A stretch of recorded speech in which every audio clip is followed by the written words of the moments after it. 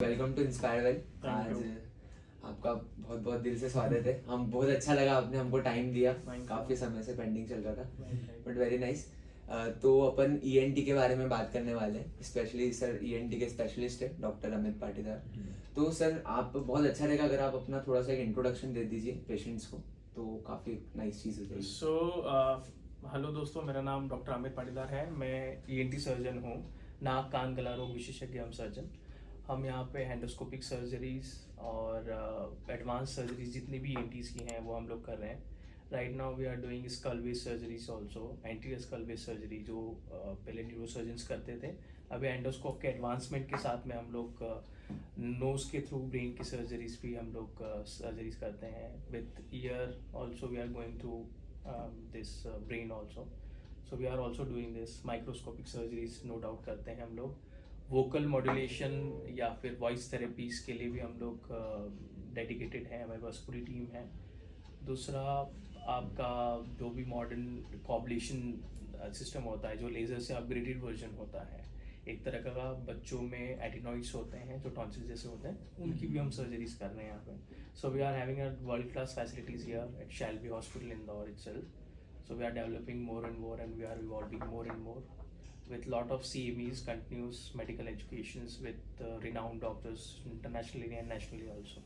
Sir का treatment और समझाने का तरीका काफ़ी नाइस है। अभी हम बिहाइंड द सीन्स में जब हम सेटअप कर रहे थे तो काफ़ी पेशेंट्स हैं, उन्होंने काफ़ी अच्छे से समझाया। ऐसे जनरली डॉक्टर्स बताते नहीं हैं, तो वो बहुत अच्छी चीज़ है। और अभी भैया की मम्मी का भी सर ने करा था सर्जरी, तो she is also fine now. From the day one वो सर हमारे साथ like 24/7 he was available for us. और छोटे से छोटे प्रॉब्लम यदि आती थी तो sir was very concern. So thank you so much. So nice of you. Nothing as much. Because ये मेरा काम था और मेरा हमेशा एम्फेसाइज रहता है कि patient education is very important than anything else. Because आज के इस एरा में जब हम गूगल चलाते हैं या एआई चलाते हैं तो everybody is concern and knowledgeable about the things because they are more concern about it. तो वी हैव टू बी, यहाँ पे हमको आता है कि क्लिनिकल एक्सपीरियंस और एक ह्यूमन इंटेलिजेंस जो आती है वो इम्पॉर्टेंट होती है। That's why AI will never replace any health care professional ever, ठीक है? क्योंकि एक जजमेंट जो होता है, मेटिकुलस जजमेंट जो होता है with the human brain is very important. और हमारे यहाँ पे जितने भी सर्जन्स हैं, either they are doing robotic surgery और anybody, they are always concerned about who is the surgeon and who is doing the surgery is very important. Absolutely. तो clinical knowledge उस चीज के बारे में वो important रहता है। और इसीलिए मैं हमेशा ये explain करता हूँ पेशेंट्स को कि जो मैंने डायग्नोसिस बनाया है उसके बारे में आप गूगल पे पढ़ सकते हैं, उसके बारे में आप एआई से पूछ पहले से गूगल पे जाके सर्च करके ना, या पहले से गूगल पे सर्च करके तो एंड रिजल्ट्स कैंसर बता पे होता दें। है सारे गूगल सर्च कैंसर पे। या they show deadliest disease or rarest of the rarest disease, right? So every disease always resembles with overlapping with everything, right? तो मतलब एक नॉर्मल सर्दी भी है तो वो भी आपको ओवरलैप कर रही है। We never think about everybody कि इससे से फ्लीकी होगा। We first think about कि एलर्जी भी हो सकती है या नॉर्मल कफ एंड कोल्ड भी हो सकता है, तो वो इम्पोर्टेंट रहता है, ठीक है? तो नॉर्मल रनिंग नोज के साथ में पेशेंट्स आते हैं और वो घबरा जाते हैं कि सर कहीं हमको सी से फ्लीक तो नहीं है। Then I tell them and I ask them few questions, right? और फिर हम कुछ इन्वेस्टिगेशंस कराते हैं, देन हम we can go for it confirmation also. No doubt clinically हमको जजमेंट इतना एक्सपीरियंस के साथ में आ जाता है कि हमको समझ में आ जाता है yes this is an allergic rhinitis और anything else. Investigations medico legal purpose के लिए भी इंपॉर्टेंट होता है। For patient education is important, ठीक है? पेशेंट के लिए भी बहुत ज़रूरी है ताकि वो second opinion, third opinion, fourth opinion, whatever he wants to take, he can take it, right? So इसीलिए मेरा इन्वेस्टिगेशन पे भी कई बार फोकस रहता है। कई बार मैं बोलता हूँ कि इन्वेस्टिगेशन आप करवा लीजिए। कई बार इन्फेक्शियस डिजीजेस होती है तो मैं ये बोलता हूँ कि पहले आप दवाइयाँ लीजिए, उसके बाद फिर हम सीटी स्कैन वगैरह कराएंगे just to know the anatomy, right? तो नाक की संरचना वगैरह होती है तो उसमें हम साइनसिस देखते हैं। तो हम अगर एक्यूट इन्फेक्शन है कफ एंड कोल्ड में देखेंगे तो पूरा हेजी दिखेगा। तो there is no use of going for an extra investigations or giving a burden to patient also. So sir जब यश और मैं इस टॉपिक पे ईएनटी पे रिसर्च कर रहे थे तो हमको पता चला बहुत सारी इसमें डिसीज हैं, सो ऑब्वियसली सारी चीज़ें कवर करना इट्स नॉट पॉसिबल फॉर अस।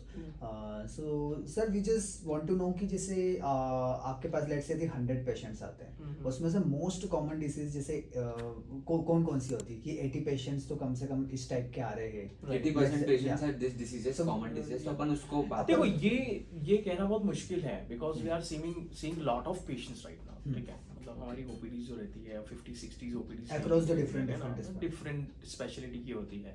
हमारे कुछ कलीग्स हैं वो उनको कुछ प्रॉब्लम आती है तो वो हमारे पास भेजते हैं, जैसे वर्टाइगो के लिए हमारे पास पेशेंट्स आते हैं, तो we are having a specific What is vertigo? Vertigo is चक्कर। अच्छा। सो नॉर्मल चक्कर जो होते हैं वो बहुत सारे कारण की वजह से होते हैं, it is having more than 100 causes of चक्कर, राइट।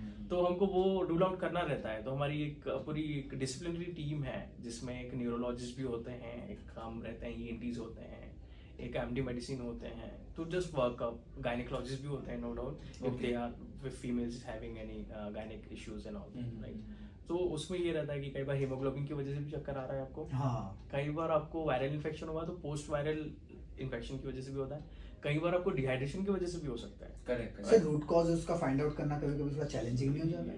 नो, बिकॉज हमारे यहाँ जो डिसिप्लिनरी है ना, तो फर्स्ट गेट भी इज एमडी मेडिसिन, राइट। तो वो एक बार पूरा पोर्टफोलियो देख लेते हैं, उसके हिसाब से फिर वो उनके हिसाब से देखते हैं कि हाँ yes they are going to be an super speciality. तो सुपर स्पेशलिटी में न्यूरोलॉजिस्ट हैं, न्यूरोसर्जन्स हैं, ENT surgeons, we are also coming in super speciality, no doubt, क्योंकि हम लोग दोनों चीज़ देखते हैं। We treat the patient with medicines and wherever necessary we treat with surgeries also. Okay मतलब सर आपका एक प्रॉपर प्रोसेस है जिसको आप चलते हो? we are going with the protocol, we are international protocol भी है और कुछ national protocols भी होते हैं, कुछ regional protocols भी होते हैं, क्योंकि depends on the population also, geographic area also, because आप देखेंगे कि कोविड भी है तो चाइना में कोविड किस रूप में था और पूरे इंडिया में कैसा था और एमपी स्टेट में कितना था और इंदौर सिटी में कैसा था। तो it's all it comes with कहते हैं डायनामिक चीजें अपनी होती हैं और उसके लिए हिसाब से मॉड्यूलेशन करने पड़ते हैं। Correct, no doubt about it. तो सर एक प्रॉपर प्रोसेस होता है जिससे पेशेंट्स को आप चेक करते हो, उसमें अलग अलग स्पेशलिटी के लोग हैं, जैसे आपने बताया कि आप ईएनटी वाले हो, अपने गायनेक वाले भी रहते हैं, अगर वो किसी को, तो ऐसा करके प्रॉपर एक पेशेंट्स को पता लग जाता है कि क्या है, उसी बेस पे ट्रीट करा जाता है। ऐसा नहीं होता कि डायरेक्ट कुछ भी कर लिया, बट गूगल ऐसा नहीं करता है, तो एक डॉक्टर और इसमें ये फर्क होता है। तो वो इसके कारण तो we have to think about broader things and commonest thing first, then we have to peak it down with diagnosis and all, कि हमको फिर narrow down करके फिर एक particular diagnosis बनाना है। नहीं, because मेरी मदर का जब आपने ट्रीटमेंट किया था तो मुझे वो आपका पूरा समझ आया था कि firstly you treat with the medicine, फिर उसके बाद आप मतलब पहले जरूरत नहीं थी सर्जरी की तो आपने मना कर दिया था कि नो जरूरत नहीं है, फिर उसके बाद step by step. This is how ethical practice is evolving right now. देखो क्या होता है कि बहुत सारे लोग अभी आयरनी है इंडिया में कि there are lot of quacks here, मतलब जो जिसको कह सकते हैं झोला छाप, they don't have any degree also and they are treating patients.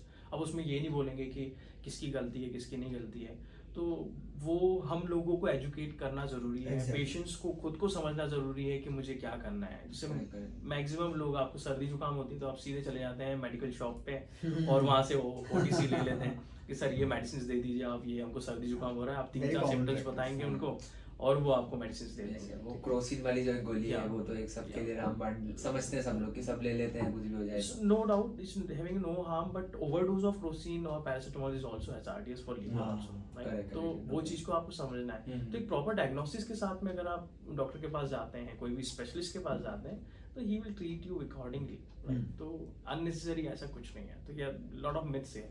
अब डॉक्टर साहब के पास जाएंगे तो अपने मेडिसिन बहुत सारी लिख देंगे। सो बेसिकली यदि ईएनटी से रिलेटेड यदि किसी को भी प्रॉब्लम आ रही है तो रादर देन आप किसी भी झोला छाप डॉक्टर वगैरह से कंसल्ट गो फॉर स्पेशलिस्ट। ये नहीं, देखो हमारे यहाँ पे रादर देन कंट्रीज ना, डिफरेंट कंट्रीज अगर हम देखें यूएस या यूके, तो वहाँ पे क्या होता है कि कोई भी चीज प्रॉब्लम होती है तो they just go for general practitioner first, right. General practitioner अपने मेडिसिन देगा 2-3 और उसके हिसाब से पूरा आपको रुकता रहेगा। अगर आपको एक्यूट ईयर में पेन हो रहा है, कुछ हो रहा है, तो आपको या तो रश करना पड़ेगा इमरजेंसी डिपार्टमेंट में, वहाँ पे फिर स्पेशलिस्ट देख सकते हैं, नहीं तो आपको फिर वेटिंग रहेगा 2-3 महीने बाद आप स्पेशलिस्ट को, तब तक तो आपको ठीक ही हो जाओगे ट्रीटमेंट से, या हो सकता है आपको वर्सन हो सकता है, ठीक है। तो वो प्रोटोकॉल जो है वो इंडिया में नहीं अच्छा है और ना ही वहाँ पे अच्छा चल रहा है, क्योंकि लॉट ऑफ पेशेंट्स एनआरआईज हमारे पास आते हैं, वो जनरल चेकअप भी यहीं कराते हैं, ट्रीटमेंट भी यहीं कराते हैं, surgeries they prefer to India itself. Why health tourism is increasing day by day in India? Because doctors are good. Yeah, no doubt. There is no issue because here we are trained with all the things. ठीक है, basically हमारा अगर scenario देखें MBBS से लेके education system जो देखें वो वैसे ही है. We learn lot of things with lot of parameters and all the things. तो मतलब सारा चीज़ें, अगर आफ्टर भी पढ़ना है आपको, ईएनटी भी पढ़ना है आपको, सारी चीज़ें पढ़ना है आपको, गायनी भी पढ़ना है आपको. Either you are going for opting for gynecology or not, you have to read about it. Basic things. हाँ सही.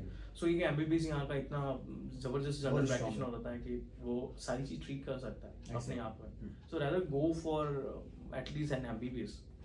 Don't go for anything else. So बहुत सारे जो doctors, I am just curious to know, वो Ukraine वगैरह की सस्ती degree वगैरह, I am not sure about it, तो नहीं, I have no comments. I don't have any comments. No problem. We'll edit. वैसे कट कर देंगे अपन, आप बोल सकते हो अगर आपको बोलना हो. No. ठीक है. तो सर अपन अपना पॉडकास्ट का बेसिक पर्पस है कि जो पेशेंट्स आपके पास आ रहे हैं उनको कुछ इन्फॉर्मेशन मिले, जो आप प्राइमिंग करते हो पहले से बताते हो, वो सारी बेसिक चीजें पॉडकास्ट में होनी चाहिए. तो अपन जो कॉमन डिसीजेज होते हैं उससे अपन चालू करते हैं, Right. है ना. तो आप बताइए कुछ 5-6 कॉमन डिसीजेज, उस पे अपन cross question. Most commonly patients मेरे पास आते हैं और मैं कहीं पे भी लेक्चर्स देता हूँ या कहीं भी देता हूँ, तो सबसे पहला क्वेश्चन आता है, सर कान में बड़ी खुजली आती है तो कान को साफ करना चाहिए या नहीं करना चाहिए. करेक्ट. अभी भी हुआ था 2 बार. या ठीक है, तो मैं यही बोलूंगा कि कान को कभी भी साफ करने की जरूरत नहीं है. ओके. Never use earbuds. वो स्टिक डाल के करते हैं जो. नो. कुछ लोग एक्सट्रीम वो अगरबत्ती से चालू है, तो बहुत ही गलत है. वो तो ठीक है, कुछ लोग पीन से भी चालू करते हैं. अच्छा. राइट, तो हमको कभी नहीं करना चाहिए because nature has given all the things to clean. ठीक है, तो कान का मैल जो है आपका, सो कॉल्ड मैल, ये मैल नहीं है, ये हमारी लैंग्वेज में हम इसको सीरमनेस सिक्रीशन बोलते हैं. तो हमारे पास हमेशा मैं साथ में ये एजुकेशन फोल्डर रखता हूँ ये शो करने के लिए कि अगर आप ईयरबड्स को साफ करेंगे, ईयरबड से साफ करेंगे कान को, तो ये कान के अंदर मैल पूरा के पूरा अंदर जाएगा.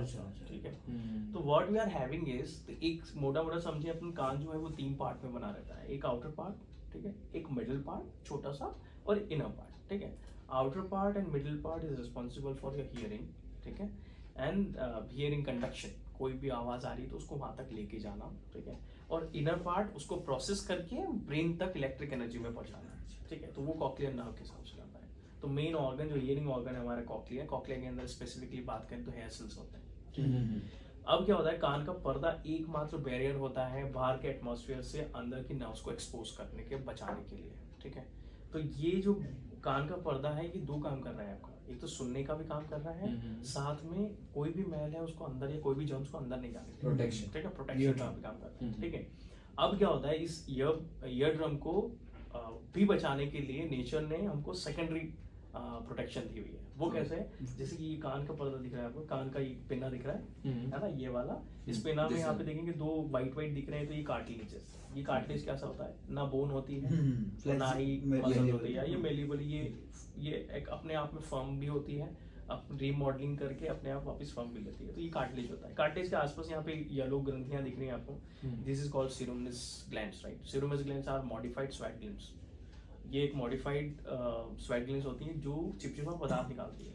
ठीक है, ये चिपचिपा पदार्थ निकालने से क्या होता है कि बाहर का जितने भी गंदगी है उसको चिपका लें. ठीक है, साथ में इसमें ऑक्सीडेशन रिएक्शन से ये ब्राउन कलर या येलो कलर में डेवलप हो जाती है. तो ब्राउन और येलो कलर का डेवलपमेंट से क्या होगा कि आप देखेंगे कभी भी आपने कुर्ता पजामा पहना होगा या व्हाइट कलर या येलो कलर की शर्ट या टी शर्ट पहनी होगी, जाके कीड़े चिपक जाते हैं आपके. ठीक है, तो ये एक कॉमन सा सेंस है कि कोई भी छोटा मोटा कीड़ा होता है जो विजिबल है लेकिन वो बैक्टीरिया और वायरस से थोड़ा सा बड़ा है, वो वहां जाके चिपकते हैं. ठीक है, डस्ट पार्टिकल वहीं जाके चिपक जाएगा. तो ये ऑक्सीडेशन रिएक्शन होता है क्या, जैसे एप्पल अपन काटते हैं तो थोड़ी देर बाद ब्राउन हो जाता है. तो ये वैसे ही होता है.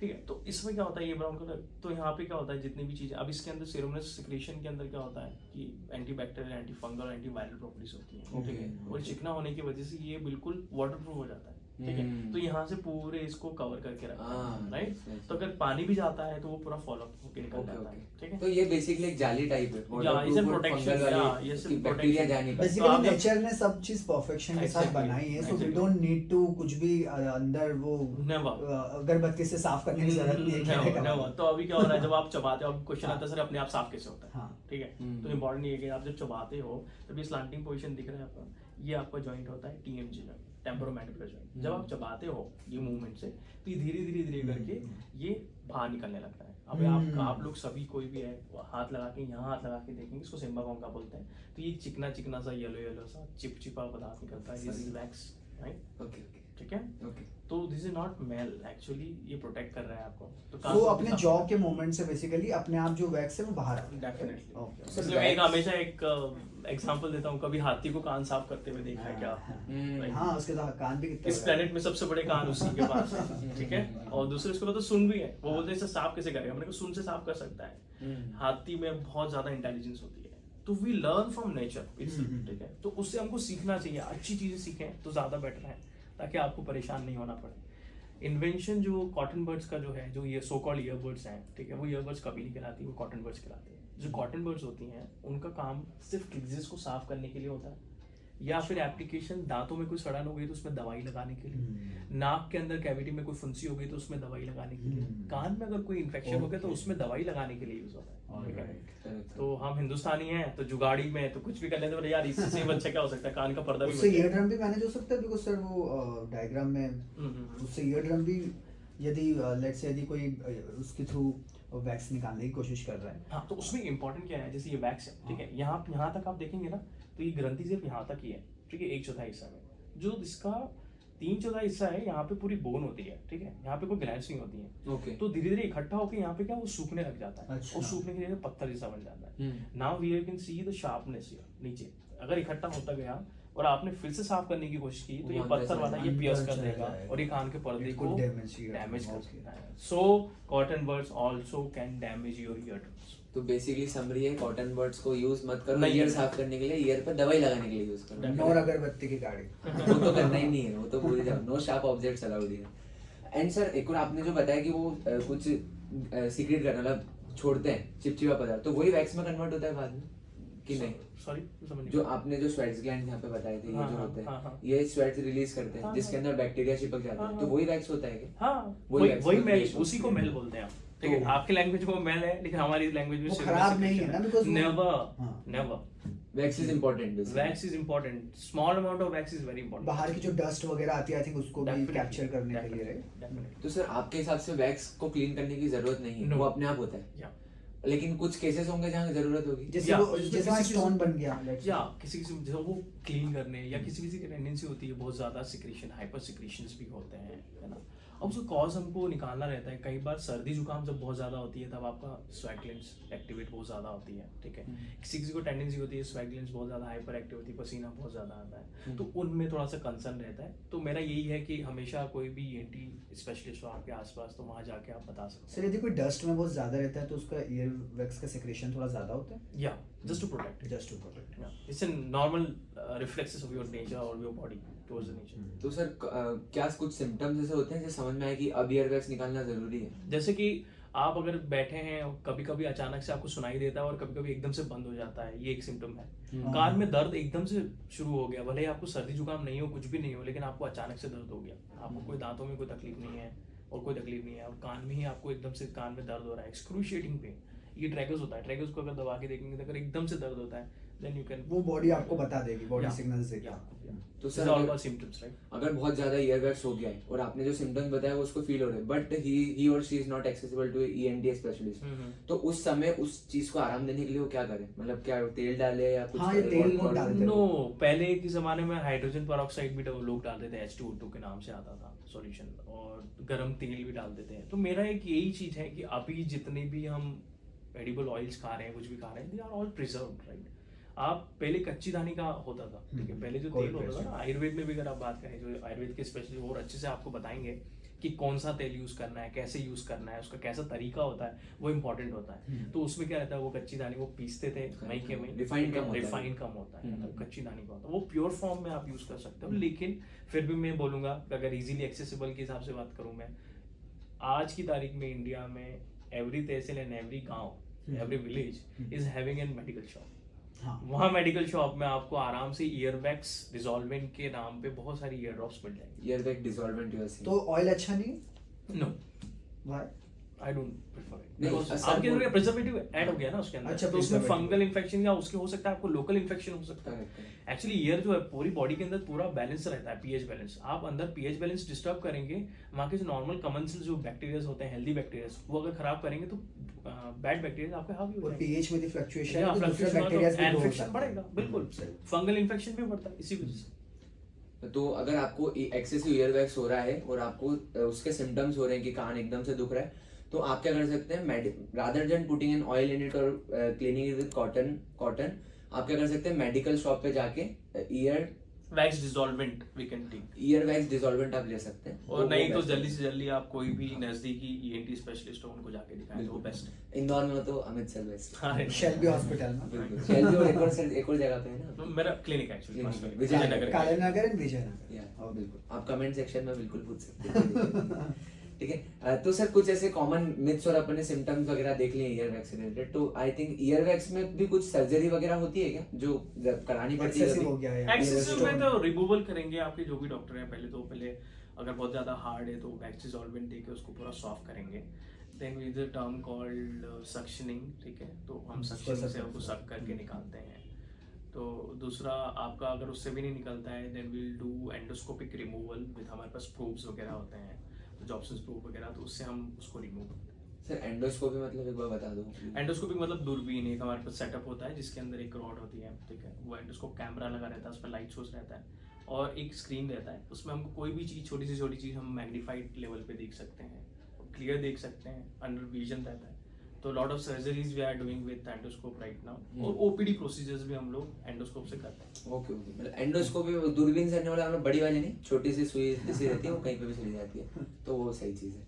ठीक है, तो और सर ऐसा आपने कोई डर देखा है लोगों को ईयरवैक्स से रिलेटेड, या फिर कुछ बहुत ही गलत चीज लोग करते आते हैं, प्रैक्टिस करते हैं इंडिया में, जो बिल्कुल नहीं करनी चाहिए ईयरवैक्स से, तो ऐसा कुछ आपने ऑब्जर्व किया? मैं डेली बेसिस पे करता हूँ। कुछ लोग पेशेंट साफ करने की कोशिश में अंदर स्क्रैचेस कर लेते हैं, तो उसमें इन्फेक्शन हो जाता है, स्कॉलोटाइटिस एक्सटर्ना, राइट, उसमें फुंसी वगैरह बढ़ जाती है। ठीक है, खुद लोग बहुत ज्यादा खरोचते हैं तो हो सकता है उनको कान के पर्दे का पर्दा भी फट सकता है। तो मैं यही बोलूंगा कि कभी भी खुद से साफ नहीं करें, बिल्कुल नहीं करें। तो सर अपन कुछ चीज ऑब्जेक्ट अंदर डाल के कान के पर्दे तक पहुंच सकते हैं? सॉरी, कुछ शार्प ऑब्जेक्ट अगर कान के अंदर डाला तो वो क्या पियर कर सकता है बिल्कुल कान कर के सकता पर्दे है, को? हाँ, बिल्कुल कर सकता है। ओके, तो वो बहुत बड़ा प्रॉब्लम हो जाता है। ठीक है, तो सर ये ईयरवैक्स अपना खत्म हो गया, सर्जरी एज सच कोई इसमें नीड नहीं होती, तो अपन दूसरा ये वाला कर दें। हाँ, ओके। तो सर हमने ओटिस मीडिया के बारे में भी ओटिटिस क्या बोलते हैं? Otitis media. तो सर हमने ओटाइटिस मीडिया के बारे में देखा था, तो ये काफी लोगों को रहता है और छोटे बच्चों में काफी प्रॉब्लम प्रोमिनेंट होती है, तो अपन इसके बारे में भी थोड़ी सी बात करें। बेसिकली क्या है, मोटा मोटा समझे हम, तो ये कान जो रहता है, मैंने आपको बताया था 3 पार्ट्स में, बाहर का, बीच का और अंदर का। तो ये मिडिल ईयर जो रहता है, इसमें क्या होता है, कान का पर्दा अपना तना रहे हमेशा, कोई भी आवाज है आपके ह्यूमन रेंज की वो आप आराम से सुन सके। उसके लिए क्या होता है कि एक ट्यूब रहती है जो मिडिल ईयर से बिल्कुल नाक के पिछले हिस्से में बनती है, ठीक है, और इसको बोलते हैं यूस्टिशियन ट्यूब, राइट। तो ये एयर प्रेशर इक्वलाइजिंग ट्यूब होती है, ठीक है, ये बंद चालू होती है। ये कार्टिलेजिनस पार्ट और नॉर्मल मस्कुलर पार्ट से बनी रहती है, इसमें मसल्स होती है, टेंसर व्हील है, पैलेट नहीं, टेंसर व्हील है, तो 2 अलग अलग मसल्स होती हैं। ये नाक के जस्ट पीछे की तरफ होती हैं, ये ओपन और बंद होती है, जब आप स्वैलो करते हैं तब ये ओपन होती है। तो इसमें क्या होता है, जब मिडिल ईयर में कोई भी नाक में सर्दी होती है बच्चों को, या हमको भी सर्दी होती है, तो हमको कई बार हम एक्सीडेंटली वो इन्फेक्शन है वो ट्रेवल करके कान के बीच वाले हिस्से में पहुंच जाता है। तो इसी हिस्से को ओटाइटिस, ओटो मींस कान, आइटिस मींस इन्फ्लेमेशन, मीडिया मतलब बीच वाले कान का इन्फेक्शन। तो ऐसे पार्ट करके अपन देखें तो ये ओटाइटिस मीडिया होता है, राइट। तो इसमें सिर्फ आपको सबसे बेस्ट तरीका है कि आप कोई भी आप बच्चे हैं तो पीडियाट्रिशियन से सबसे पहले मिलें, ठीक है, नहीं तो ईएनटी सर्जन से या ईएनटी स्पेशलिस्ट से मिले, तो वो आपको प्रॉपर गाइड करेंगे कि कैसे इसको ट्रीट कर सकते हैं। ये होता क्यों है सर? ये भी मैंने बताया ना, इन्फेक्शन जो गले का वो इन्फेक्शन वो ट्रैवल infection, डाउन करके अच्छा, ऊपर जाता है। अच्छा। और बच्चों में इसलिए कॉमन होता है कि यही जो यूस्ट्रिशियन ट्यूब है ये बड़ों में थोड़ी सी एंगल्ड होती है और ठीक है, और बच्चों में ये स्ट्रेट है। हाँ, ये यश ने मुझे अभी यही बताया राइट, तो था। ये स्ट्रेट रहती है, तो इसकी वजह से क्या होता है, नाक में जो कोई भी इन्फेक्शन है तुरंत ट्रैवल कर लेता है। तो बच्चों के गाल जनरली सूज जाते हैं, तो वो इसके कारण होते हैं कि वो ऑलरेडी कुछ दूसरा इन्फेक्शन लेते हैं? नहीं, डिफरेंट कारण है। उसमें बहुत सारे कारण हो सकते हैं। बच्चों में बहुत कॉमन मम्स हो सकता है, एक वायरल इन्फेक्शन होता है, जो पैरोटिड ग्लैंड होती है हमारी सबसे बड़ी ग्रंथि होती है थूक बनाने की, उसमें इन्फेक्शन हो जाता है, तो उसकी वजह से ओके ओके ओके। तो सर इसके अंदर भी मैंने सर्च करा था इंटरनेट पे, इसमें भी लेवल, एक तो क्रोनिक होता है ये, और एक होता है अपना एक्यूट होता है। तो एक्यूट मतलब आपका एक आध हफ्ते या 2 हफ्ते या 3 हफ्ते से है। अगर 3 हफ्ते 4 हफ्ते से ज्यादा अगर कंटिन्यूसली आपको कान में भारीपन लग रहा है, कान बंद बंद से लग रहे हैं, कान में से पस आना शुरू हो रहा है या कुछ हो रहा है, तो वो फिर सब एक्यूट या उसमें क्रोनिक लेवल पे चलता जाता है। जब वो सीरियस लेवल पे आ जाता है तो वो लेवल बढ़ता जाता है उसका, उसमें। तो सर ओटिस मीडिया में अगर किसी को, otitis media, sorry for that, otitis media में अगर किसी को हो रहा है, वो चालू हो रहा है, तो वो कैसा, उसको क्या सबसे बेस्ट थिंग वो, हाँ, सिम्टम्स ये है कि नाक बंद बंद सा है, ठीक है, दूसरा कान बंद बंद सा लग रहा है और खुद की आवाज तेज आना शुरू होती है, तो इसको इकोइंग बोलते हैं। अगर वो हो रहा है then go for steam inhalation first, ठीक है।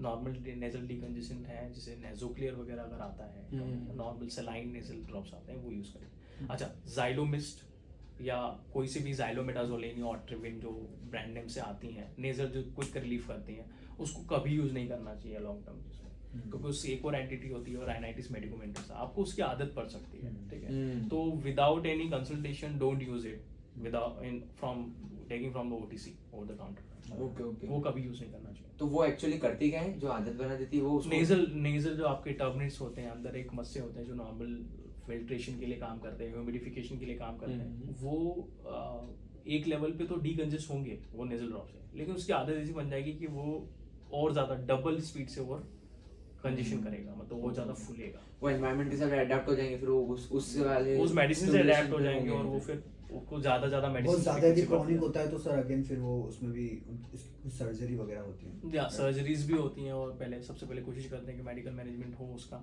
और पेशेंट्स को हम वीन ऑफ करते हैं उससे चीज़ों से। तो there is a called protocol having rhinitis medicaments weaning of treatment, ठीक है, उसका ट्रीटमेंट प्रोटोकॉल होता है। ये सर्जरी का सर सक्सेसफुल रेशियो कितना है, मतलब इज इट 99.99? या डेफिनेटली, तो इतना कोई घबराने वाली बात नहीं है? नो, सब एंडोस्कोपिक होता है, सब हो जाता है। दूसरा जो ओटाइटिस मीडिया है, फॉर एग्जांपल कोई पर्सन आया और उसको वो सारे सिम्टम्स हो रहे हैं कि मतलब उसको खुद की आवाज भी आ रही है, उसको कान बंद बंद लग रहा है, उसको थोड़ा सा दर्द वगैरह भी हो रहा है कान में, तो सर आप क्या प्रोसेस फॉलो करते हो उसको डायग्नोस करने की, और उसके अंदर कब सर्जरी की जरूरत है, कब घबराने की जरूरत है और कब नहीं?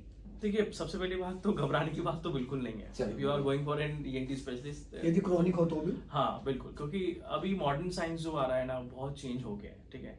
हमको हमेशा ये बोलते हैं कि we are allopathic doctors, this is a term allopathic ना, एलो मींस डिफरेंट, पैथी, ठीक है। तो we are not having different pathy, we are having an modern science evidence based surgery, evidence based practicing, right. तो हम जो जितनी भी practice कर रहे हैं वो एविडेंस बेस्ड है, with all protocols, with all documentations. तो हमको एलोपैथी के ना एक तो बिल्कुल बंद कर देना चाहिए। तो we are not allopathic, we are a modern science practitioner, right, with all having documentations, with all having proofs, जिसको कई सालों तक और कई साले रिसर्चेस के बाद हम लोग वो प्रैक्टिस कर रहे हैं, ठीक है। सो रही बात ओटाइटिस मीडिया की, तो otitis media is treatable with medicine itself, ठीक है। नॉर्मल डीकंजेशन वगैरह हम यूज करते हैं। स्टीम इनहेलेशन आप लेंगे, अगेन वो ट्यूब को आप खोलेंगे तो अंदर का पानी पूरा का पूरा जो भी है वो बाहर निकल के आ जाएगा। अच्छा, वो यूस्टेशियन ट्यूब, या इफ इट कम्स कि आपका ट्रीटमेंट नहीं हो रहा है, then your doctor will suggest you for audiometry, ठीक है, सुनने में कितनी दिक्कत है, क्या नहीं, वो देखेंगे, ठीक है। दूसरा, आपका वो मेडिसिन से भी ट्रीट नहीं होता, then surgical options, we are having 2 surgical options right now. Either we go for externally, ठीक है, यहाँ का पानी अगर हमको निकालना है कोई भी जगह का, तो या तो यहाँ से जाएंगे और एक ग्रोमेट छर्रा रहता है, उसमें एक नेक लगा के उसका अंदर का पूरा सक्शन करके एक छर्रा लगा देंगे, एक पेटेंट सी बना देंगे, एक ड्रेनेज पाइप जैसा बांध के, तो वो अंदर का पानी इकट्ठा होने नहीं देगा और बाहर। अच्छा, पाइप खुद से आप बनाओगे? नहीं, वो आता है मार्केट में मिलता है, तो उसको हम लगाते हैं। एक सर्जरी होता है, mini surgery we can say, grommet insertion tube, no grommet insertion होता है, अच्छा। Just we are making ventilation and drainage system Okay. जो अंदर इकट्ठा हो गया, यूस्टेशन ट्यूब काम नहीं कर रहा है। देन अगेन अभी जो मॉडर्नाइजेशन आ गया था, एंडोस्कोप से हम क्या करते हैं, नोज के थ्रू जाते हैं एंडोस्कोप में, और हम लोग साइन बलून्स होते हैं हमारे पास, ठीक है, तो उसमें एंडोस्कोप से अंदर तक जाते हैं और बलून साइनोप्लास्टी से, और हम उसको पूरा ब्रॉडन अप करके खोल देते हैं, ठीक है, तो उससे पूरा ड्रेन आउट होता है। जो आपने पहले वाले चीज बताई जिसमें आप ईयर के थ्रू जाते हो, वो ट्यूब बनाते हो, उसके अंदर आप ईयर ड्रम के थ्रू जाते हो? हाँ, ईयर ड्रम को हम निक मारते हैं, उसको मायरिंगोटोमी बोलते हैं, ठीक है, मायरिंगोटोमी मींस अंदर का इसको एक निक लगा के एक छेद बनाना, ठीक है, और उसके अंदर फिर एक ग्रोमेट इंसर्शन कर देते हैं, मतलब एक वो छर्रा जिसको बोलते हैं जो आर पार रहता है, ड्रम जैसा रहता है। ईयर ड्रम को कुछ होता नहीं? हाँ। नहीं, वो वापस हील अप होती है, हील हो जाता है। ईयर ड्रम अपने आप हील होता है और वो अपने आप ड्रेन आउट होके वो जो ग्रोमेट है वो 3-4 महीने 6 महीने में अपने आप निकल के बाहर आ जाता है। 3-4-6 महीने ईयर लगते हैं उसके लिए। ईयर ड्रम अपने आप प्रिपेयर होता है? या ईयर ड्रम बिल्कुल, जैसे यदि your whole body is repairing every minute and every second. जैसे for example I am just curious to know, जैसे फॉर एग्जांपल यदि कोई ईयरफोन बहुत ज्यादा लगाता है और उसके जो ईयर ड्रम्स है उसमें थोड़ा सा डैमेज हो गया है, but now he wants to improve his habit, तो वो अपने आप रिपेयर हो जाता है? First thing we have to see कि वो कितने दिनों पुराना है। हाँ। मान लो अगर आपका अभी हुआ है, रिसेंट हुआ है, देन हम उसको प्रैक्टिस बोलते हैं कि भैया कान में आपको खुद से साफ नहीं करना है, ड्रॉप्स नहीं डालना है, उसको कान को सूखा रखना है। ओवर एक्सेसिव जो आपने बोला है कि हेडफोन्स यूज कर रहे हैं, हेडफोन से आपको इंजरी नर्व्स की होगी, कान के पर्दे की नहीं होगी। तो नर्व्स डैमेज वो हो जाता है वापस से? या नर्व डैमेज, ये वाली जो चीज है ये नर्व डैमेज नहीं होती है। क्यों? This are permanent damage, right. तो क्रेनियल नर्व्स, अब हमको कॉन्सेप्ट समझना पड़ेगा, क्रेनियल नर्व्स किसको बोलते हैं। क्रेनियम मींस ब्रेन, तो वहां से जो नर्व डायरेक्ट एंड ऑर्गन पे जाती है उनको क्रेनियल नर्व्स बोलते हैं। तो बहुत सारी क्रेनियल नर्व्स आर इनरिपेयरेबल, ठीक है, वो आप इससे रिपेयर नहीं होती है। पेरिफेरल नर्व्स अगर है, सेंसेशन वाली ये आपकी रिपेयर हो सकती है, लेकिन क्रेनियल नर्व्स को रिपेयर करना इज इम्पॉसिबल, राइट। यदि किसी के ईयरफोन सुन के लेट्स से यदि नर्व्स डैमेज हो गई है, या so end of the story? yeah, you have to again you have to go for excessive amount कि आपको किस लेवल पे है, कितना लेवल पे है। तो हम एक टर्म कहते हैं ऑडियोमेट्री, Because हम हाँ, जिम में सर, रोज आपने डेली सुनते हैं ऑडियोमेट्री हम लोग यूज करते हैं। तो ऑडियोमेट्री में क्या होता है कि आप एक सुनने की जांच होती है जिसमें प्योर टोन हम हेडफोन से डाल के देखते हैं कि आपको कितनी वॉइस आ रही है और उस पर्टिकुलर हर्ट्ज पे कितनी वॉइस आ रही है, कितनी नहीं आ रही है। तो वो एक ग्राफिकल रिप्रेजेंटेशन रहता है, उससे हमको एक आइडिया लग जाता है कि आपका हियरिंग लॉस अगर है तो वो किस टाइप का है। अगेन कंडक्टिव हियरिंग लॉस है या सेंसरी न्यूरल हियरिंग लॉस है। तो कंडक्टिव हियरिंग लॉस जो मैंने बताया, यहाँ से आवाज आ रही है ये एक्सटर्नल ईयर और मिडिल ईयर में, अगर इनमें कोई डिफॉर्मिटी होगी तो ये कंडक्टिव हियरिंग लॉस, कंडक्शन में दिक्कत होती है। यस, कंडक्शन में, ठीक है। और सेंसरी न्यूरल हियरिंग लॉस मतलब यहाँ तो कॉक्लियर है या फिर नर्व्स में कोई प्रॉब्लम है, मतलब सिग्नल जा रहा है लेकिन ब्रेन रिसीव नहीं कर पा रहा हाँ। है। तो वो उसमें भी क्या है कि आपका जो कॉक्लियर और रेट्रोकॉक्लियर है उसमें भी आपको अगर देखना है, then we go for an advance investigations called BERA, brain evoke response system. तो उसमें क्या ऑडियोमेट्री होता है, तो उसमें क्या होता है कि इलेक्ट्रोड्स लगाते हैं और ब्रेन के अंदर सिग्नल्स देखते हैं कि वो किस लेवल पे जा रहे हैं। तो नर्व्स का भी देखते हैं कि वो कॉक्लिया में प्रॉब्लम है या फिर उस कॉक्लिया के पीछे नर्व्स जो ब्रेन में जा रही हैं उनमें प्रॉब्लम है, तो किस लेवल पे प्रॉब्लम है तो वो भी हम देख सकते हैं।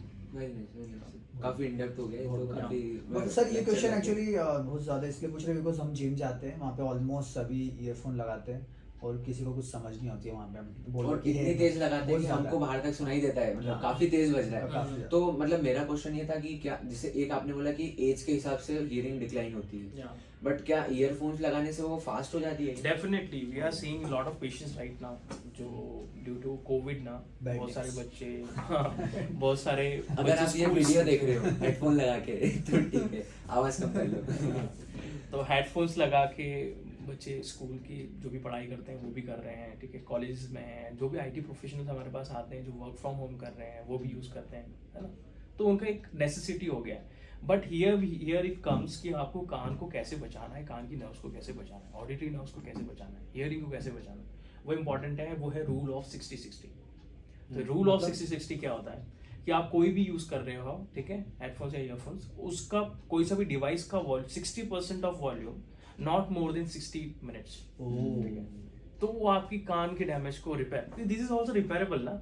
तो ये अपने आप खुद भी रिपेयर करने की कोशिश करते हैं, ठीक है सर जैसे मैं काफी टाइम से मतलब फुल वॉल्यूम में सॉन्ग सुनने की मेरी आदत है, लाइक इट्स बीन ना, तेरी भी है भाई सो अभी जो होना था वो तो हो गया, कुछ हुआ तो नहीं होगा ना, I mean because you have to go for screening, ठीक है, अच्छा। ऑडियोमेट्री आप करवा के देख लीजिए, उसमें आपको समझ में आ जाएगा। अगर ये रहता भी है then we can go for precaution, prevention is better than cure, सीधी सी बात है ना, तो उस पे अपने को ध्यान रखना है।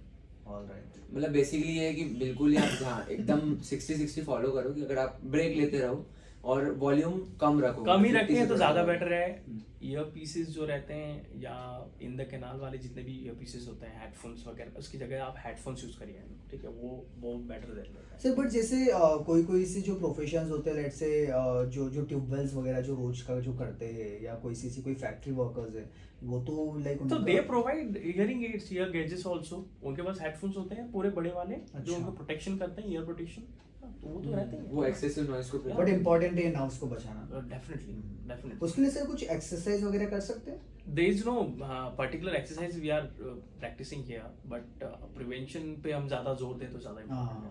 Okay got it. Prevention basically break लीजिए और कम वॉल्यूम पे सुनिए, Definitely. बस ये दो चीजें हैं, Definitely. बाकी तो कोई दिक्कत नहीं।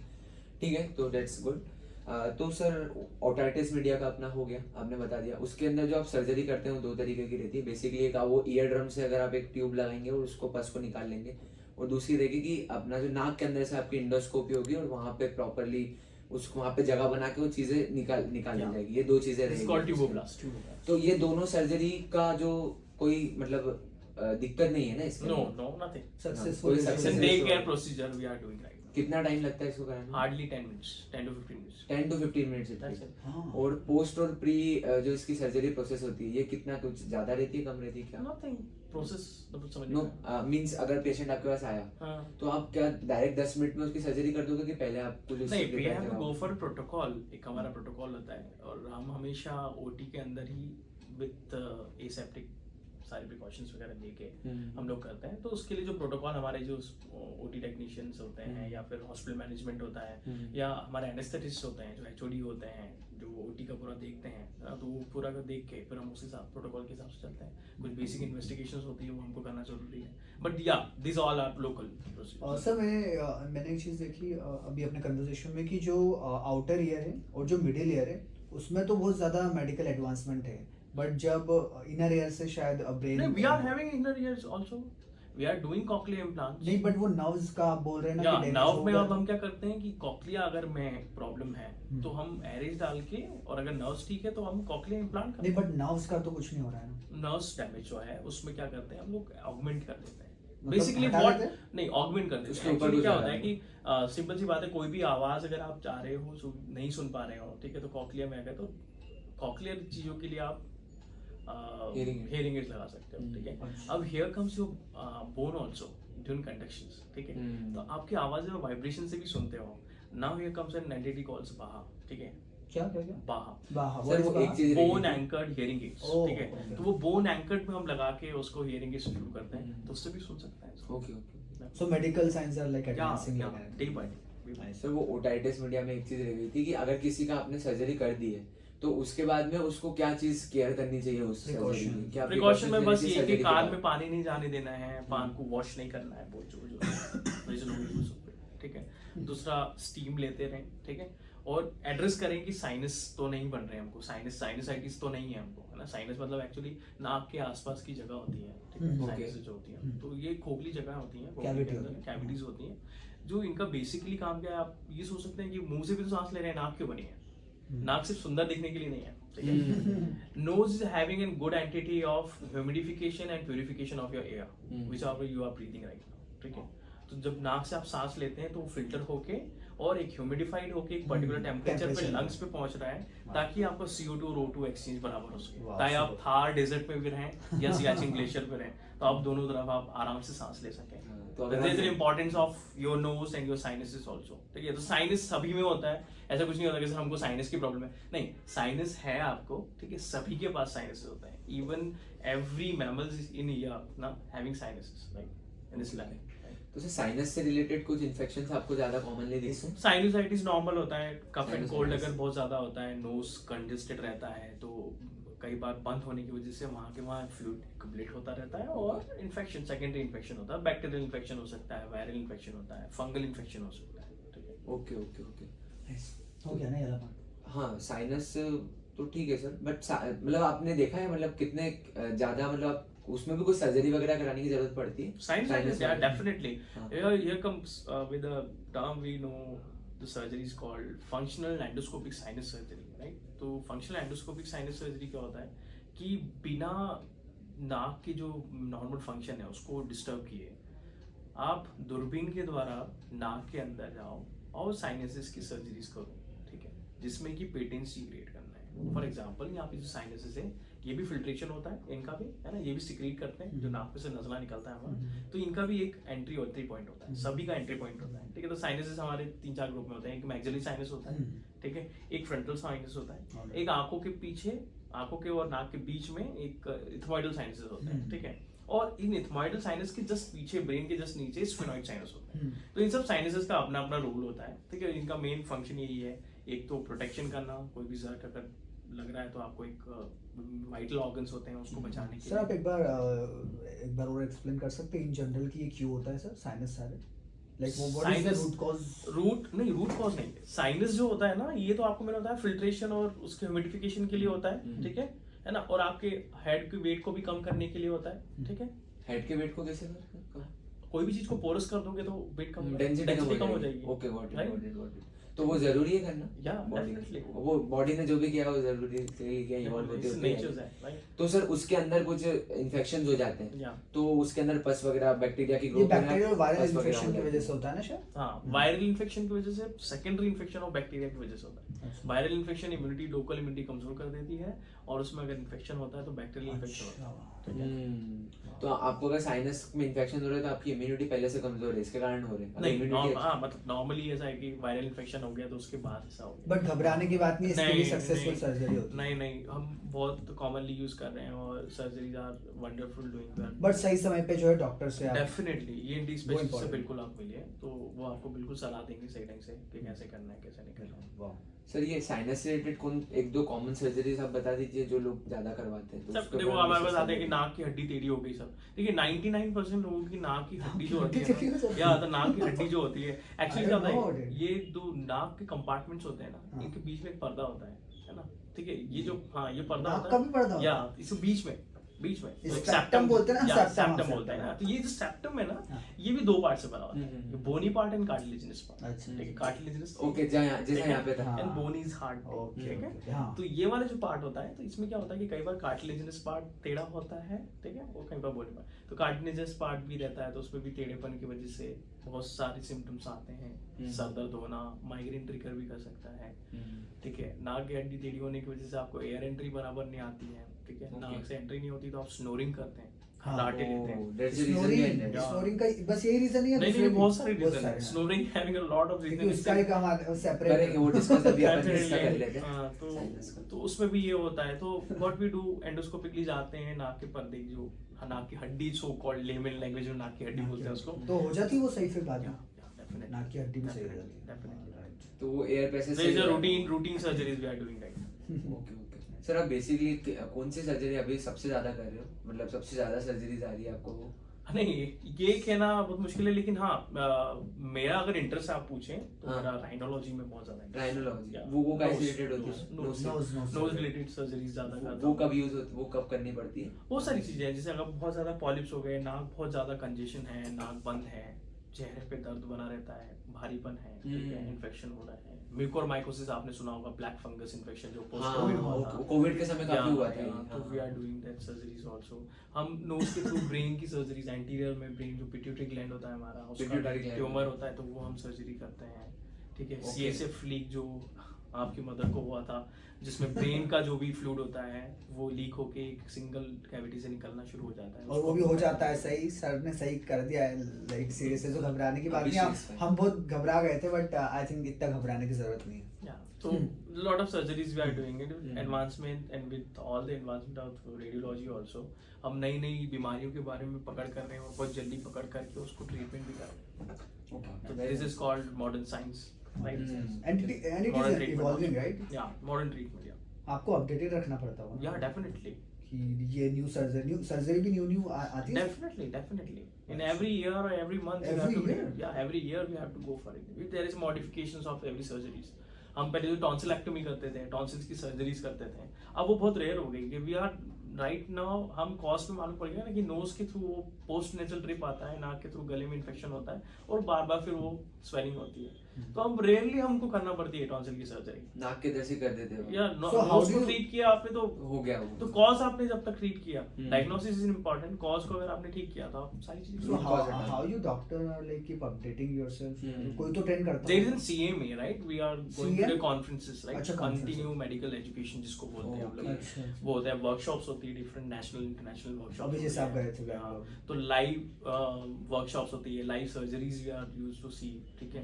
तो एक पूरा पोर्टफोलियो बना रहता है, एक एसोसिएशन रहता है हम लोगों का, उसमें हम जुड़े रहते हैं, उसमें कंटिन्यूस जर्नल्स आते हैं जो पूरे वर्ल्ड में जितने भी एडवांसमेंट होता है एक पर्टिकुलर डिजीज के बारे में भी, स्मॉल फॉर से ओटाइटिस मीडिया, उसके लिए भी हमको कंटिन्यूस हमारे पास जर्नल्स आते रहते हैं and we used to read. हमारे पास पूरा एक बहुत बड़ा बैंक है जिसमें हम पढ़ सकते हैं, लाइब्रेरी टाइप का, तो वहाँ जाके कोई भी आर्टिकल्स हमको सर्च करना है then we used to write it और रीड इट. बेसिकली एक कम्युनिटी है जो रिसर्च करती रहती है, उस पर अपडेट होते रहते हो. सर आउट ऑफ कॉन्टेक्स्ट आपने इंदौर में सर सारी मशीन से जितने भी इक्विपमेंट्स टेक्नोलॉजी सारी चीज़ें अवेलेबल है? बिकॉज जब लाइक कोई भी सीवियर डिसीज होती है तो ऑलवर लाइक कि नहीं मुंबई से करा हूँ. What do you think? This is a myth यार. एक्चुअली सारी सर्जरीज आप ऐसा हो गया कि globally we are expanding with internet era, right? So आप बैठे बैठे वो सर्जरी भी कर रहे हैं यहाँ पे लोग जो यूएस में हो रही है, यूके में हो रही है, या एडवांस सर्जरी जितनी भी वो यहाँ हो रही है, इंडिया में हो रही है ना. There is nothing called कि आपको Mumbai isn't matter of your economic budget and what you are expecting, right? But frankly मैं बताऊँ, अगर आपको किसी का भी होम टाउन अगर हो रहा है और वहाँ पे सारी एडवांसमेंट है, it's better to go for there only. अच्छा, ठीक है. यानी ये मीथ है कि आपको मुंबई जाना पड़ेगा, वहाँ पे chemotherapy. It's just your psychological things. वो प्रेशर भी ज्यादा हो जाता है पूरा. क्योंकि हाँ वो बहुत बारी क्वेश्चन आता है कि नहीं we'll do it from Mumbai, वो वहाँ दिल्ली से कराएंगे. तो सर अपन नोज पे ही है, तो सर नोज ब्लीडिंग भी काफी होती है लोगों को. Epistaxis, it is called epistaxis. Nasal bleeding जो होती है उसके बहुत सारे कारण होते हैं. उसमें सबसे मोस्ट कॉमन जो होता है, बच्चों में कौन सा होता है और एडल्ट में कौन सा है, तो उस पर पकड़े तो बहुत इंपॉर्टेंट है. तो बड़ों में जो होता है वो ब्लड प्रेशर की वजह से, हाइपरटेंशन, ठीक है. अगर किसी का ब्लड प्रेशर एकदम से बढ़ता है तो nature again come here to protect your brain, ठीक है. ब्रेन की नर्व्स आर्टरीज को आपको बर्स्ट करने से बचाने के लिए वो नाक के अंदर एक आर्टरी होती है, उसको बर्स्ट करके वो एक्स्ट्रा प्रेशर को रिलीज कर देता है, बट ब्रेन को प्रिजर्व कर लेता है. ब्रेन को प्रिजर्व करता है. This is a nature, right? तो वो ट्रीटेबल है, it's nothing to worry about. जब आप हाइपरटेंशन जो ब्लड प्रेशर है उसको आप कंट्रोल करेंगे, सारी चीज सही हो जाएगी, ठीक है. दूसरा बच्चों में जो होता है वो होता है नेजल फिंगरिंग इशू, ठीक है. तो इंजरी, या तो बच्चे इंजरी करते रहते हैं, बड़ों में but most commonly children, because बच्चों में क्या होता है कि उनको एजुकेशन नहीं पता नहीं रहता है ना, दे एंड इवेंचुअली रब देयर फिंगर्स विद नोज. बड़े लोग भी सर उसके कारण ही होता है सर. जैसे मैं भी this is most common I am talking about vast topic. अगर अपन बैठ के बात करें तो एक ही टॉपिक पे हम घंटों बात कर सकते हैं. हां सब बहुत वास्ट है. तो it should be a brief, ठीक है. तो अगर कभी नाक में कभी किसी को ब्लीडिंग आ रही है तो सबसे पहले घबराना नहीं है. जितना घबराएंगे उतना बीपी बढ़ेगा, ठीक है. और सबसे पहले लेट जाएं, पलंग की किनार पे आपका सर ऐसे लटका लें ताकि दोनों नासूर ऊपर रहें, और नाक को ऐसे पकड़ के उसको दबा के रखें 8 से 10 मिनट. बच्चों को मैसेज दे दो या बच्चों को नहीं, तो उसको नाक से दबा के रखें और बाल गीले करने की जरूरत नहीं. बच्चों में ये मैसेज थोड़ी है सर. हाँ, बच्चों को नाक में उंगली नहीं तो they will never listen. वो सुन रहे होते तो फिर it is a subconscious also. Yeah. It's subconscious also. Because you don't aware of it. Yeah. It is habit forming also. Habit forming. So उसपे इम्पोर्टेंट ये है नाक बंद करके रखें 8 से 10 मिनट और बर्फ की सिकाई करें. अगर ये 15-20 मिनट में अगर आपको ब्लीडिंग बंद नहीं होती है then just go to nearby hospital emergency और ENT स्पेशलिस्ट के पास जाना चाहिए. बच्चे नाक में उंगली ना डालें. तो सर, और जैसे सर मैं छोटा था मतलब तो काफी मैंने देखा था कि जब बच्चे धूप में ज्यादा खेलते थे तब भी नाक में से खून लग जाता था. तो उसका क्या कारण रहता है? Again BP. अच्छा, उनका भी बीपी बढ़ जाता है, प्रेशर दौड़ के बीपी बढ़ जाता है. वो तो इसके कारण, तो बेसिकली उसका कारण वही है या फिर दूसरा कारण तो सबकॉन्शियस लेवल का जो आदत होती है वो. तो सर जैसे अब सर्दी वगैरह होती है लोगों को काफी ज्यादा, तो उसके अंदर जो ब्लॉकेज वगैरह होते हैं उसमें सर विक्स की गोली वगैरह लेते हैं, तो वो सही है मतलब लेना हो कि actually camphor again stringent agent बोलते हैं उसको, ठीक है। कैम्फर जो होता है या कपूर जो होता है वो आपको डीकंजेस्ट करता है, ठीक है। सब नेचुरल थिंग्स है ना, मिंट हो गया, कैम्फर हो गया, ये नेचुरल थिंग्स। कोई प्रॉब्लम नहीं है no, you can have an steam inhalation ले सकते हैं, सबसे इम्पोर्टेंट है। नाक से भाप लीजिए, कार्बोल प्लस करके कैप्सूल्स आती हैं कुछ विक्स की, ठीक है, ग्रीन कलर की, उसको भाप डाल के बच्चों को भी नाक से भाप लीजिए। वो steam is very important, very easy to take. So, किसी को कॉमन कोल्ड है वगैरह, अभी वो फील कर रहा है कि उसकी नाक बंद है, सिर में दर्द हो रहा है, आंखें दुख रही है, वो साइनस सूज रहे हैं आपने बताया था, तो क्या प्रोसेस फॉलो करें घर के अंदर? घर के अंदर तो स्टीम इनहेलेशन लो, एक आध दिन देखो, अगर नहीं आराम पड़ रहा है तो ईएनटी सर्जन के पास। हां बेस्ट, ईएनटी के पास आपको लास्ट में आना ही पड़ता है अगर कुछ भी दिक्कत है तो। One of my friend who is in MBBS वो बोल रहा था कि कौन सा स्ट्रीम चूज करूं, ईएनटी इज बेस्ट यार। तीन कारण ही जुड़े आए है ना। तो सर ठीक है सर, आपने हम अभी बताया था टॉन्सिल्स होते हैं और एक और होता है एडिनॉइड्स। अब ये इंपॉर्टेंट है, बच्चों में बहुत कॉमन होते हैं, ठीक है। तो व्हाट एडिनॉइड्स आर, ये नोज के जस्ट पीछे एक टॉन्सिल्स होते हैं। टॉन्सिल्स एक नहीं होते हैं हमारे पास 3-4 टॉन्सिल्स होते हैं, ठीक है। अगर मोटा मोटा हम समझें तो टॉन्सिल्स होते हैं, एक तो नाक के पिछले हिस्से में एडिनॉइड बोलते हैं उसको, एक जो टॉन्सिल पैराडाइन टॉन्सिल जिनको आप टॉन्सिल बोलते हैं, गर्ल्स में बोलते हैं, वो ये टॉन्सिल्स हैं, ठीक है। एक जीवान के पीछे होता है लिंगुअल टॉन्सिल, एक गले के पीछे होता है पेरिंजियल टॉन्सिल्स, और कई बार ये यूस्टेशन ट्यूब की ओपनिंग जो होती है उसमें भी होते हैं, उनको भी ट्यूबल टॉन्सिल्स बोलते हैं, ठीक है। तो बच्चे 7 साल की उम्र तक जो भी टॉन्सिल का काम होता है वो एडिनॉइड्स काम करते हैं, ठीक है। फिर धीरे धीरे ये काम अपना इनको ट्रांसफर कर देता है, ठीक है। तो ये फेरिंजियल टॉन्सिल्स जिसको बोलते हैं, ये बेसिकली इम्यूनिटी का भी काम करते हैं ना सर? या ये these are the lymph nodes, right. तो ये हमारी बॉडी के जो WBCs होते हैं ना, व्हाइट ब्लड सेल्स होते हैं, स्कैवेंजर सेल्स बोलते हैं जिसको, ठीक है, जो आपकी बॉडी को प्रोटेक्ट करते हैं और बैक्टीरिया को पकड़ने में आइडेंटिफिकेशन, बैक्टीरिया, वायरस, फंगस को आइडेंटिफिकेशन करके उनको एक चेक पोस्ट पे डालते हैं। तो ये वो चेक पोस्ट है, इसको लिम्फ नोड्स बोलते हैं। Is a lymphatic channel in all over body. तो मेन जो लिम्फ नोड्स होते हैं गले के अंदर, जो टॉन्सिल्स हमको एक्सपोज देखते हैं, वो यही है। जैसे मैंने कान की जाली की बात करी थी, तो जैसे ये गले की जाली हो गई, मतलब टॉन्सिल्स वगैरह की या प्रोटेक्शन, या वी कैन गो कुछ भी खाना वाना खाते हैं, कुछ भी जर्म्स वगैरह, वो सब टॉन्सिल्स जो adenoid they identify. Tonsils basically filter the outer atmosphere, inner atmosphere, और अपनी इम्यूनिटी का एक बेसिक पार्ट है। डेफिनेटली। तो अगर किसी को टॉन्सिल्स में दिक्कत हो रही है तो वो क्या मतलब बेसिकली मैं बताऊं आपको, 3 से अगर साल भर में आपका 3 से 4 बार अगर टॉन्सिल्स में इन्फेक्शन है या गले में तकलीफ होती है और उसकी वजह से आपको डेली लाइफ एक्टिविटी इम्पैक्ट करती है, then there is a serious concern, you must go to an ENT surgeon. और वो होता क्यों है सर? इम्यूनिटी वीक होने के कारण होता है, या इम्यूनिटी वीक की वजह से भी होता है, और कई बार बैक्टीरिया भी नोटोरियस होते हैं। कुछ बैक्टीरिया होते हैं जो फेरिंग्स में जाके बैठ जाते हैं और एक बायोफिल्म प्रोटेक्शन लेयर होता है, क्योंकि एवरी ऑर्गेनिज्म सर्वाइव देयरसेल्फ, राइट। तो एक प्रोटेक्शन लेयर बना लेता है और उसकी वजह से कोई भी एंटीबायोटिक्स कुछ भी आपको ठीक नहीं होता। इसलिए सेल्फ मेडिकेशन नहीं लेना है, एंटीबायोटिक्स नहीं खाना है, ठीक है, सेल्फ। तो सर टॉन्सिल्स होते हैं तो किसका पता लगता है कि टॉन्सिल्स, और उसको दुखने लग जाता है? गले में दर्द होता है, खाने पीने में निकलने में तकलीफ होती है, सीवियर इन्फेक्शन, सीवियर पेन, और कभी कोई बहुत ज्यादा बढ़ भी आता है। टॉन्सिलाइटिस में फिर पस वगैरह जो रहता है ना, वो भी बढ़ना है, एब्सेस जिसको बोलते हैं हम लोग, तो वो होता है। और शायद ये एडिनॉइड और ये दोनों को शायद निकालते सर्जरी के थ्रू में, वो उस सर्जरी के बाद मॉडर्न साइंस में कॉब्लेशन हम यूज करते हैं आजकल, जो लेजर से भी अपग्रेडेड वर्जन होता है। It's just an instrument of removing the tissues, right. पर इसमें क्या है, टेम्परेचर नहीं पड़ता है, ये 30-40 डिग्री सेल्सियस पे काम करता है।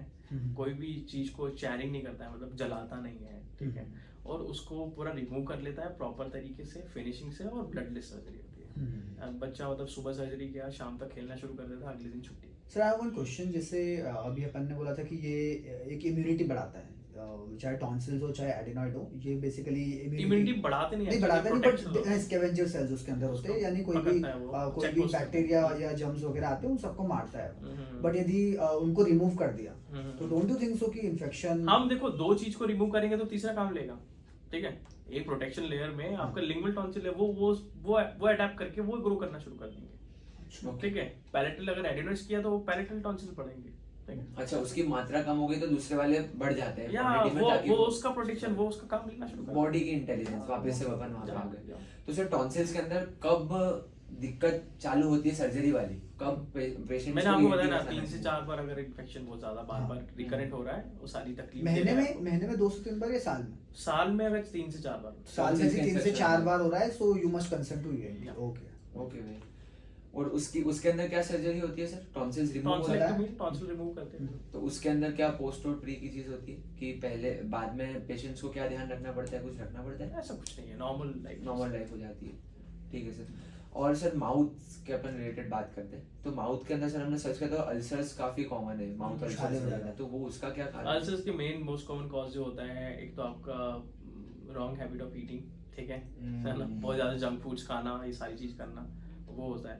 दूसरा, पेट अगर आपका साफ नहीं होगा, इट रिफ्लेक्ट्स विद, ठीक है, GERD जिसको बोलते हैं, actually this is called GERD, gastroesophageal reflux disease, ठीक है।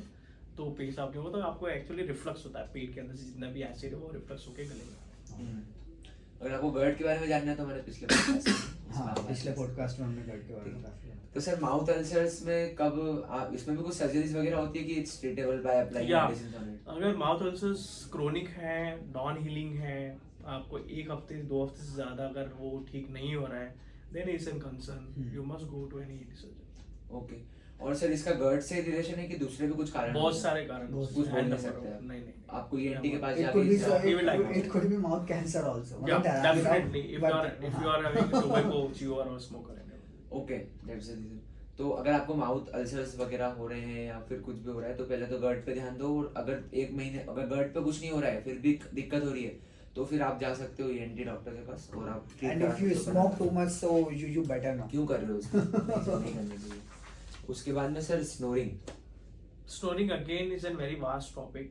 में स्नोरिंग पर्टिकुलरली अगर वो आपको रात में सोने में अगर तकलीफ नहीं दे रही है, there is nothing to worry about. Snoring is just due to आपका जो फेरिंजियल मसल्स हैं, एज के साथ में लैक्सिटी होती है, उसकी वजह से भी होता है, ठीक है। आप बहुत ज़्यादा थक जाते हैं तब भी आप स्नोरिंग कर सकते हैं। तो 2 टाइप की स्नोरिंग होती है।